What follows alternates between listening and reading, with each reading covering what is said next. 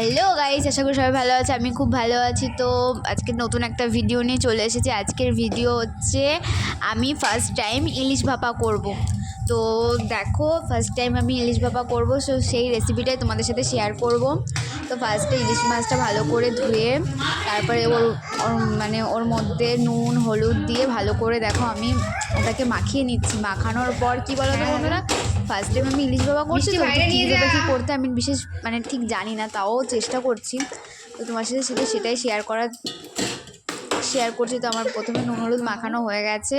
এরপর ছিল হচ্ছে তোমার চার মগজ, আমি আর কি দিয়েছিলাম, চার মগজ, কাজু বাদাম, সাদা শস্য আমি পাইনি। ফার্স্ট কথা, সাদা শস্য ছাড়া হয় না ইলিশ ভাপা, আমি সেটা জানি, তাও আমি সাদা শস্য পাইনি বলে আমি কালো শস্যগুলোই দিয়ে দিয়েছিলাম।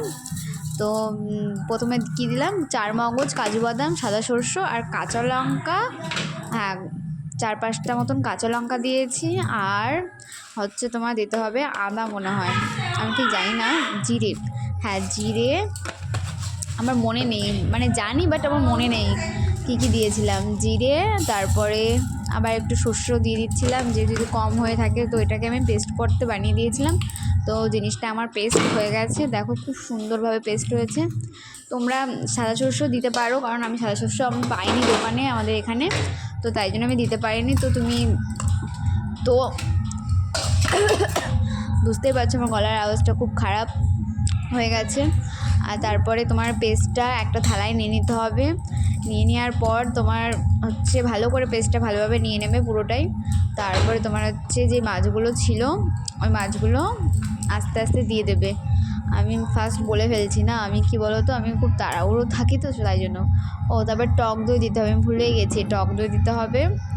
তোমার পেস্টটা বাটার পর তুমি টক দই দেবে, টক দই দেওয়ার পর ওটাকে ভালো করে মাখাবে। একটু নুন, একটু পরিমাণ মতন হলুদ দিয়ে তারপর ওটাকে সর্ষের তেলও দিতে হয়, হ্যাঁ সর্ষের তেল দেবে। সর্ষের তেল দিয়ে দেখবে খুব সুন্দর একটা মাখানো হয়ে যাবে। না, সর্ষের তেল দিতে হয়, আমি ভুলে গেছি। তো দেখো সর্ষের তেল দিইনি, তো ওরকম নুন হলুদ দিয়ে ভালোভাবে মাখিয়ে, কালারের জন্য আমি আরেকটু হলুদ দিচ্ছিলাম, বোঝোই তো। তো আমার একটু কালার না হলে না ভালো লাগে না, তো আমি কালারের জন্য একটু বেশি হলুদ দিয়ে দিচ্ছিলাম। তারপরে ওই মাছগুলো এক একটা করে আমি দিচ্ছিলাম। আমি ফার্স্ট টাইম আমি কিন্তু ইলিশ মাছ খাই না, আমি কোনো মাছই খাই না, তাও রান্না করতে আমার খুব ভালো লাগে। তো ফার্স্ট টাইম আমি ইলিশ ভাপা করছিলাম। তো দেখো, সেটাই তোমাদের সাথে শেয়ার করলাম যে ইলিশ ভাপা কেমন হয় বা কী বৃত্তান্ত আমি বিশেষ জানি না। তো ইলিশ ভাপাটা এরকম একটা টিফিন কৌটো নিতে হবে। আমার টিফিন কৌটোটা ছোটো হয়ে গেছে, আমার হাতের কাছে কিছু ছিল না, তো তাই জন্য আমি এটাই নিয়েছিলাম। তো নিয়ে নেওয়ার পর তারপরে এটা ভালো করে ওটাকে টিফিন কৌটোর ভিতরে ঢুকিয়ে পুরোটাই দিয়ে দেবে, ঠিক আছে। তো আমি একটু বলতে অসুবিধা হচ্ছে, কী বলো তো, আমার প্রচণ্ড হাঁপিয়ে গেছে, ছেলেটাকে ঘুম পাড়াচ্ছিলাম, তাই জন্য। তো এরকমভাবে পুরোটা হয়ে যাওয়ার পর পুরো আমি ওটাকে কাচিয়ে বলে, আমাদের এখানে কাচিয়ে বলে, কাচিয়ে কুচিয়ে দিচ্ছিলাম। তারপরে ওর উপরে মনে হয় সর্ষের তেল দিতে হয়, হ্যাঁ ঠিক, ওর উপরে সর্ষের তেল দিতে হয়। সর্ষের তেল দেওয়ার পর কাঁচা লঙ্কা দিয়ে ঢাকা দিতে হয়। ঢাকা দেওয়ার পর আমি একটু বেশি বড় হয়ে যাচ্ছে, ঢাকা দেওয়ার পর ওটাকে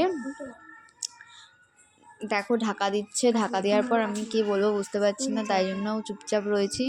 তো ঢাকা দিচ্ছিল, ঢাকা দেওয়ার পর ঢাকা দেওয়ার আগে কাঁচা লঙ্কা আর সর্ষের তেল দিলাম। দেওয়ার পর তুমি সুন্দর করে ওটাকে আটকাবে, ওর তো আটকে তারপর আমি দেখো কড়াইয়ের টিফিন কৌটো আটকানো হয়ে গেছে। এরপর আমি কড়াইয়ে জল নিয়ে নিয়েছি, জল নেওয়ার পর একটা স্ট্যান্ড ছিল, স্ট্যান্ডটাকে বসিয়ে স্ট্যান্ডের থেকে টিফিন কৌটোটা ছোটো হয়ে গেছে, ওর জন্য স্ট্যান্ডে বসেনি, জলেই বসে পড়েছে। তো বসানোর পর আমি ওটাকে আটকে রেখেছি, তারপর একটা থালা দিয়ে ওটাকে আটকে, দেখো দেখতেই পাবে, ওটাকে আটকানোর পর তোমার হচ্ছে ঢাকা দিয়ে দিয়েছিলাম। ঢাকা দেওয়ার পর সুন্দর করে হয়তো 5 মিনিট মতন রাখতে হবে, কারণ মাছটা তো কাঁচা, ওর জন্য 5 মিনিট রাখবে। রাখার পর দেখো খুব সুন্দর হয়েছে। আমার তো আমি গ্রেভিটা খেয়েছিলাম, আমি তো খাই না মাছ। তো ভিডিওটা এই অবধি দেখো। আমি তারপর আমার নিজের পাতে নিয়ে নিয়েছিলাম তোমাদের দেখানোর জন্য মাছ খাবো আমি, তো আমি খাইনি, আমি ওটা নেওয়ার জন্য দেখানোর জন্য নিয়েছিলাম। তো ভিডিওটা আজকে এই অবধি, যদি ভালো লেগে থাকে তাহলে লাইক কমেন্ট শেয়ার, আর রেসিপিটা খুব সুন্দর হয়েছিল। টাটা বন্ধুরা, ভালো থেকো সবাই।